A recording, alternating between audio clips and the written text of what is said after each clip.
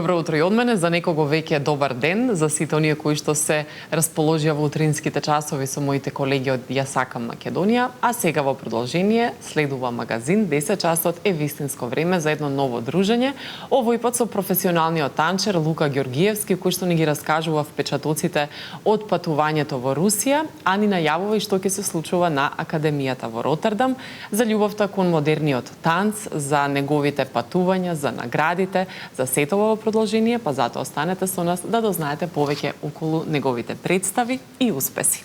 Добро утро и добре дојде. Добро утро, Елена, добро те најдов. Благодарам за поканата и поздрав до сите гледачи на телевизија Сител. Да, тебе не ти е прв пат тука, веќе си домашен. Да, втор пат ми е тука, да. Беше и со колешката Јована Зајкова, да. Да, дел од изданието со колегата Тино. Да. Да, сега малку смени со мене, но драго ми е што повторно си тука, имаш секогаш што да кажеш, што да споделиш, што да зборуваш, нови работи, но ќе се навратиме и на нешто од претходните денови, месеци и години. Но пред да продолжиме со разговорот, имаме еден краток предизвик, довршија реченицата, па да видиме како би одговорил Лука на овие следни реченици. Да не бев танчер, ќе бев? Може би нешто со астрономија поврзано. Навистина? Да. Браво. Што те интересира во тој сегмент најмногу? Па, од мали години сум со танцот поврзан и не сум имал баш некоја прилика да влезам подлабоко во тој дел, али од секогаш ме интересирало.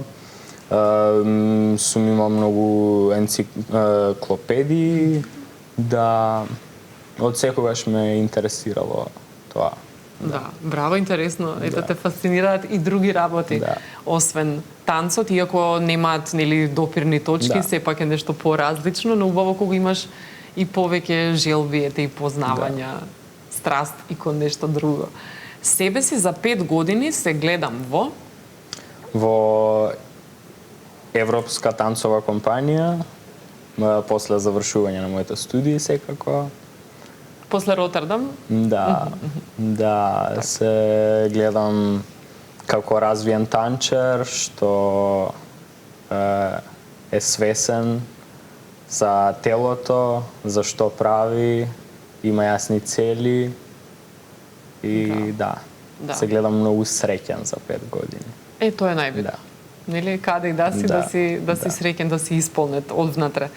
Имам страв од?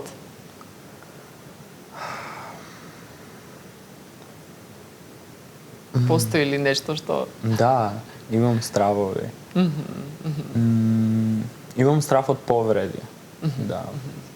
Ти се случувале, Па не нешто сериозно. Имам повредувано врат уште кога бев во студио пред да почнам со формална едукација. Една случка на аудицијата за основно балетско, јас бев вака. Бидејќи вратот ми беше шинат. Токму пред тоа се повреди? Да.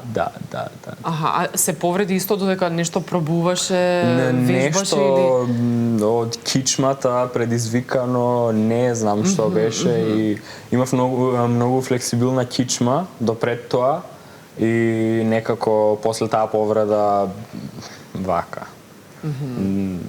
А со тек на време се среди сето тоа, се врати во нормала? Да, секако. Мислам, траеше некои 3-4 недели можда, највеќе. Да. Аудицијата, како помина? Аудицијата, не памтам многу од неа, ама памтам дека двете професорки што беа во салата беа задоволни од мене. Мислам, пак бев многу малечок тогаш. И да, тоа памтам од таа аудиција. Како се игра со искривен врат? Ја памтам шпагата што ја направив, да. Да, добро. Да, но ете си успел. Да. И во таква ситуација си се снашол што те поддржале, им се допаднало како си изиграл. Најмногу се смеам на? Најмногу се смеам кога има добра дружба. Да. Кога сум обкружен со луѓе кои што ги сакам, кои што знаат да ме насмеат.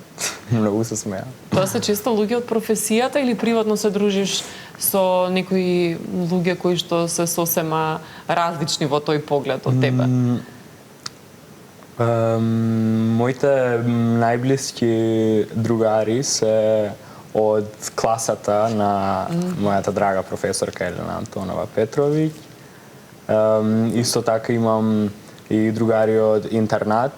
Јас сега го завршив средното, додека бев во средно, живеев во интернат и многу добра дружба имаше таму.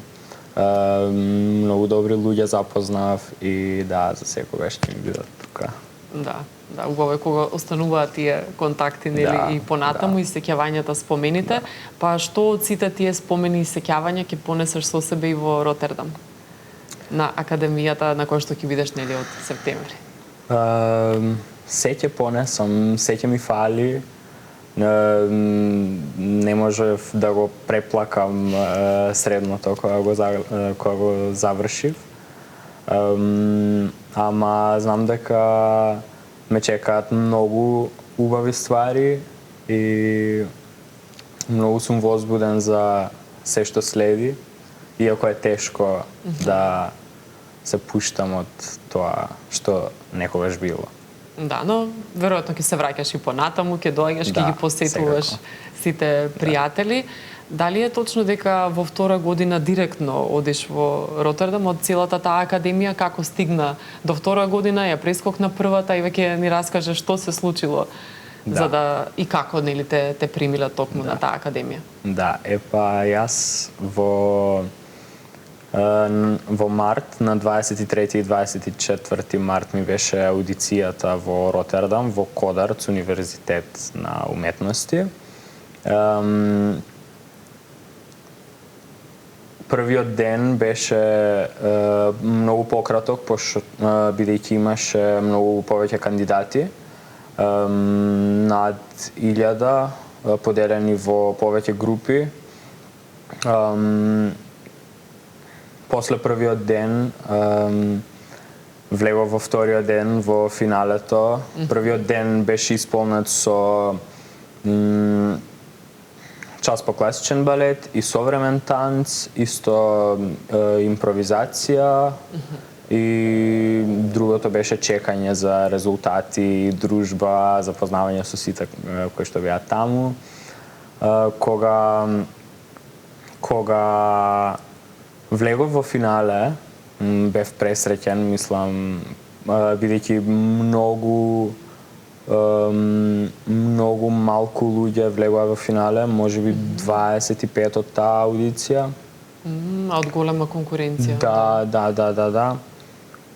Вториот ден беше исполнет целосно. Имавме класичен балет, современ танц, прашања и одговори со студентите кои што ни помогнаа да научиме малце повеќе за градот, за факултетот, како функционираат работите таму.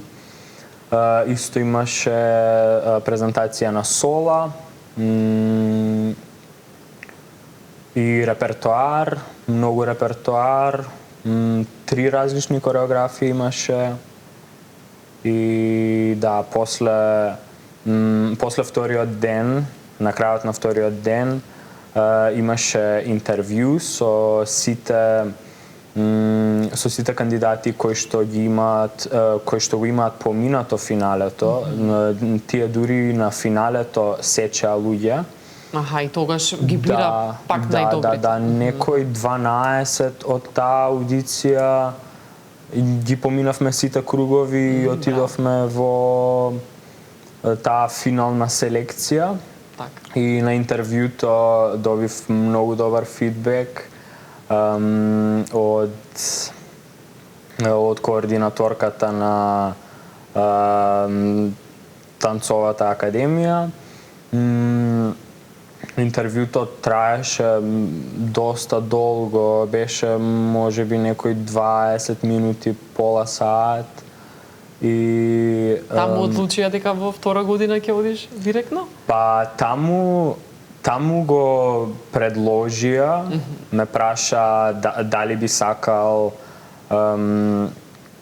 дали си окей со тоа да почнеш од втора година, и јас бев као да, ако тоа е можност, супер би било. Да.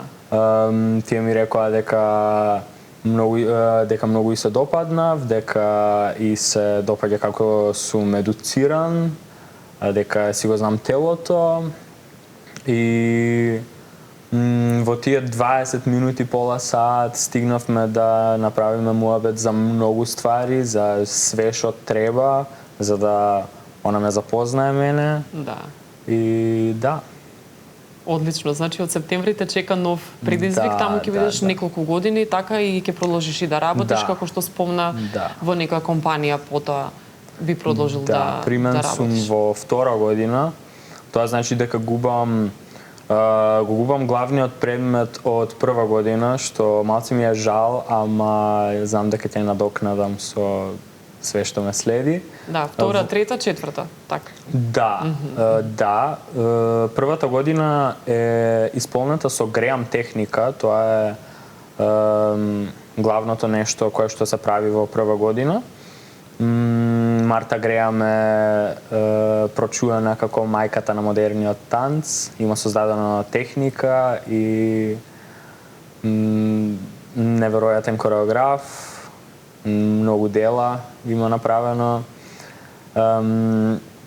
И да, нема да го имам нејзиниот предмет, ама во втора година ме следат многу повеќе други модерни техники и работа со интернационални кореографи. Исто во втор семестар веќе ќе почнат припремите за турнејата што се одржува во трета година. Трета година е турнеја низ Холандија и пошироко, и исто во трета година следат аудициите за интерншипс во четврта година. Четвртата година сме пуштени надвор од зградата на Кодарц во компании низ Европа, и да. Да, иако си млад и веќе доста искуство имаш собрано и знаеше ти што те чека понатаму, да речеме во Ротердам, но беше и во Русија, се врати и оттаму. Како е пак искуството што го доби таму? Дали нешто ново научи, нешто што може да се имплементира тука во Македонија? Сигурно можеш и паралела да направиш помеѓу тоа како се работи во Македонија и во странство, и конкретно и во Русија. Да, сега бев во Русија, се вратив на 20-ти, бев на летен камп кој траеше 3 недели, организиран од Инопрактика школата. Преубаво искуство ми беше, исполнета програма со многу танцови, културни активности. Секој ден започнуваше со класичен балет, потоа имавме современ танц, потоа имавме проби. Тие 3 недели беа поделени на 2 дела, 2 блока.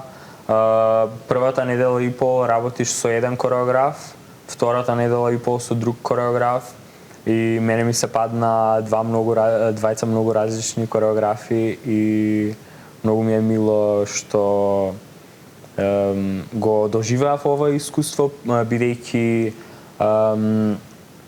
не може да се аплицира по втор пат, бидејќи е интернационална програма, доваѓаат луѓе од цел свет, од мислам дека од сите континенти, да, од многу различни држави. И да, сакаат да остават простор на секој да има поеднаш да го искуси тоа. Како што кажав, програмата е преполна, исто гледавме многу представи, балетски, многу беше убаво да се види рускиот балет. Да, сигурно е доживување. Да. Си работел и со наши кореографи исто така, и тие те фалат многу. Конкретно и ти за представата Ајде. можеш да ни откриеш колку се играше, знам дека беше едно време доста популарна еден период, но сега добро ти си заминуваш, па е разбирливо да помине некој време додека се игра пак. Тогаш бевте со Игор Киров, така со Бојан Мицев. Како беше целиот проект, како ете доживување за тебе? Да, представата Ајде е нешто што ќе го носам со мене за секогаш. Тоа ми е професионален проект кој што ме научи на издржливост, на напорна работа. Исто со кореографите Игор Киров и Бојан Мицев и со целата екипа, танчерите, Бојана Арсовска, Јована Зајкова, Нина Петрушевска, Илијана Данилов и Андреј Димовски. И со светломајсторот Милчо Александров бевме многу добар тим. Супер си поминавме и на проби, и на сите патувања кои што бевме, на сцена, позади сцена. Беше едно многу добро искуство, како што кажав, ќе го памтам. Да. Може да го погледнеме и краткото видео, да се подсетиме на таа представа која што играш и во повеќе градови, нели, како што спомнавме, имавте и патувања, цела турнеја со ова представа. Да, беше играно околу 9-10 пати, мислам, низ Македонија. Исто бевме во Тиват и во Загреб. Во Загреб бевме оваа година, сега пред некој месец, во Тиват бевме лани, во јули.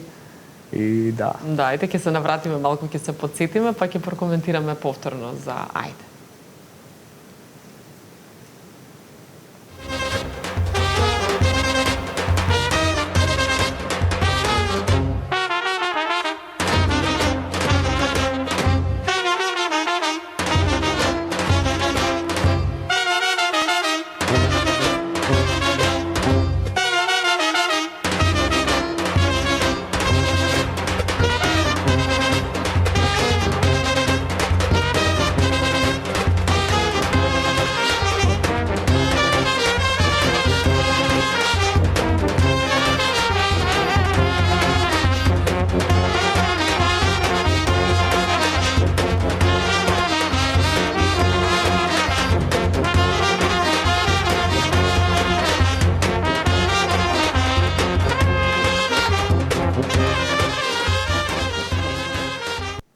Така го видовме видеото за представата Ајде. Дали е ова дел и од вашите проби, подготовки? Дали вака изгледаат и колку е тешко всушност оно што се случува зад кулисите? Сето оно што го вложувате, трудот, работата, што ние не го гледаме кога ќе излезете на сцена, не знаеме всушност колку вие имате напорна работа. Да, така е. Ова промо видео е од последните проби пред премиерата лани. А за процесот каков беше, тоа што се случува надвор од сцена, напорно е, ама пошто особено представите на нив двајца, особено оваа представа е преполна со материјал. Тоа одговара на представата и се што се случува внатре. Ама многу е напорно, на почетокот беше пренапорно, плюс и бев трета година, не бев толку искусен. Сега веќе откако е играна многу повеќе пати, ми има станато многу удобна представа и уживам да ја играм, уживам да се внесам во улогата. Да. А кога пак свати дека ова ќе ти биде твоја професија, дека не е само хоби? Имало ли некој пресуден момент во целиот тој процес на подготовки, работа, размислување, што како понатаму, што како во иднина, да ти се случи едноставно да пресечеш и да речеш ова ќе биде мој животен повик, а не само некој хоби, да речем, или нешто што правиш во слободно време? Така, јас кога почнав со танц, ми беше хоби. Студиото, балетското студио Магија во Пробиштип ми помогна да го засекам танцот, потоа отидов во ДМБУЦ Илија Николовски Луи во основното балетско, во класата на професорката Дафина Даниловска-Кочевска. Тука беше таа аудиција која што ја спомна. Да, таа беше таа аудицијата. 3 години таму, колку толку ми се намести телото, сепак уште ми беше како хоби, ама кога почнав во средно се пренасочив кон современ танц, некако знаев дека тоа ако одам кон танц, тоа ќе биде правецот кон кој што ќе одам, бидејќи не сакам да се затварам во таа коцка на класичниот балет. Сепак тоа е преразвиена уметничка форма, преценета. Сметам дека јас морам да ја владеам за да ги постигнам целите и се стремам кон тоа, да ми биде на место на телото, да владеам со просторот, да можам да менувам различни квалитети. Ама да ти се навратам на прашањето. Почнав во средно со современ танц и првите 2 години бев спанко, ужасен спанко. Мрзеливост некоја постоеше? Не беше мрзеливост, само нефокус. Едноставно не сум можел да се доведам во таа состојба на работам, фокусиран сум. Учење. Да, и после годишниот концерт во 2 година, после тоа како се осетив на сцена, све што видов од видеа после, веќе станував посигурен дека ова е тоа што сакам да го правам и веќе од 3-та година си одев по патот, не давав на апсолутно ништо да ми го попречи. А имало и такви луѓе што сакале да ти попречат или да те одвраќаат од професијата, или повеќе си имал луѓе што те поддржуваат? Поддршката е поголема и мислам дека е поголема затоа што јас ја гледам како поголема. Повеќе ја ценам, мислам секако. Ама секако секогаш ќе има и луѓе што мислат дека тоа не е вистинска професија. Да, во Македонија не е толку развиена како поголемите земји во Европа, ама вистинска професија е. Да. Тоа дефинитивно можам да кажам и не е за потценување, дефинитивно, пошто... А што мислиш дека ти и недостасува на Македонија, за да биде рамо до рамо со некои европски или светски земји? Македонија работи колку може, со колку луѓе што има. Така. За развивање на современата танцова сцена. Игор Киров, Бојан Мицев со независната продукција. Исто имаме Скопје танцов театар, кој што секоја година вади Скопје танцфест во април и мај. И да, има и некои помали организации, ама се работи толку колку што се може во моментот. Да, веројатно и бројот на луѓето и ресурсите или... Да, не ми е баш место на мене како ученик се уште да зборувам на јасно, гласно на оваа тема, но јас имам надеж во државата, во современиот танц во државата, пошто има квалитет, имаме супер средно, супер професорки. Да, кои да, многу значи ми има фала. потенцијал и сето тоа треба да се развива, да се негува. Би сакал повторно ете да се вратиш после неколку години да играш овде представи на некоја македонска сцена, пак да се појавиш. Да, убаво би било. Да. Со нови сили, со нови искуства. Во однос на наградите, кои ти се најдраги ете до сега, која ти е најзначајна што можеш да ја издвоиш како млад уметник или она Луи? Ќе ги издвојам тие две.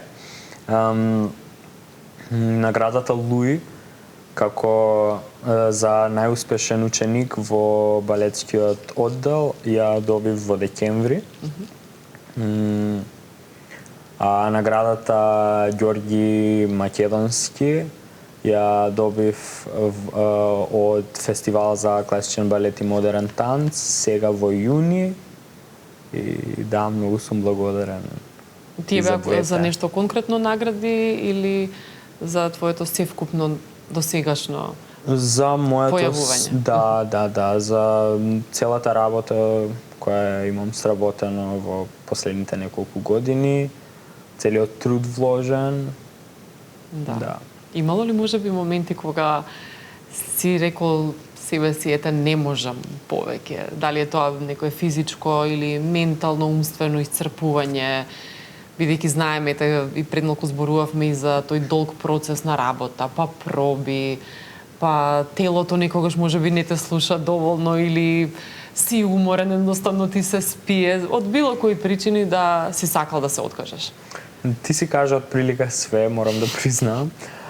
Има моменти на бърнаут и ментално и физички, како што кажа, телото некогаш не слуша и не слуша. Некогаш не можам да се вратам на комуникација со ум и тело неколку дена и се фрустрирам, ама во целата таа фрустрација додека трае, знам дека е само фаза, знам дека ќе помине и во последно време немам дозволено да ме бутне, да ме сруши.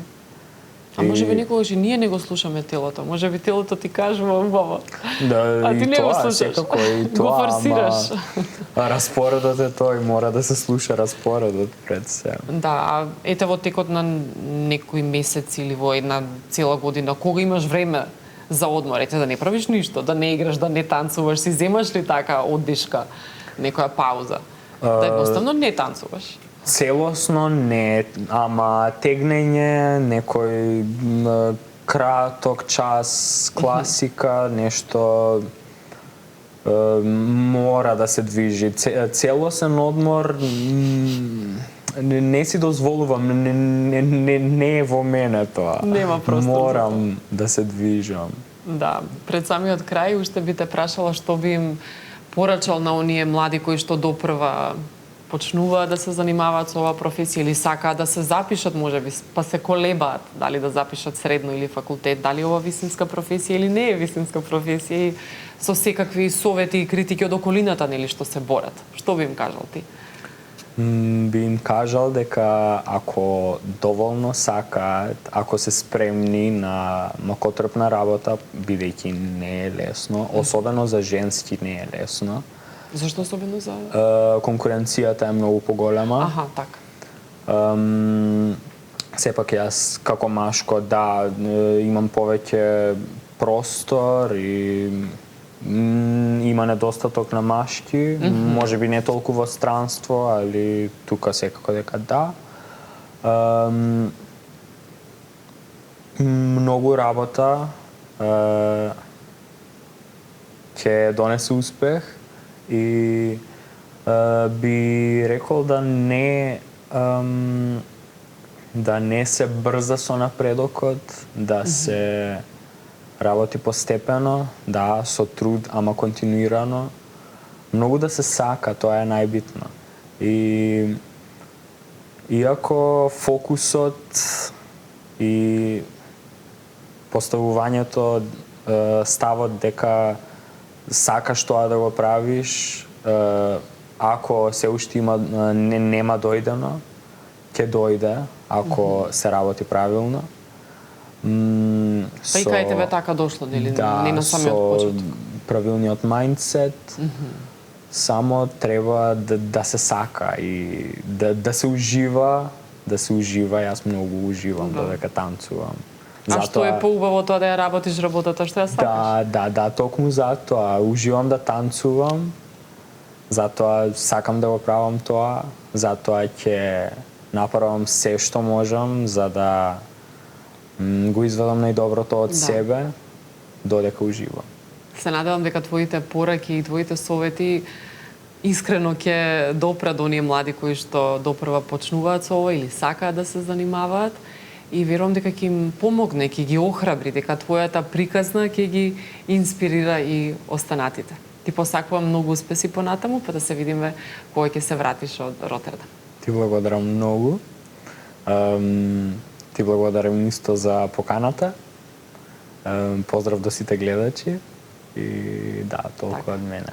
Се гледаме пак, со среќа и само успеси да редиш. Те чекаме повторно во нашето студио.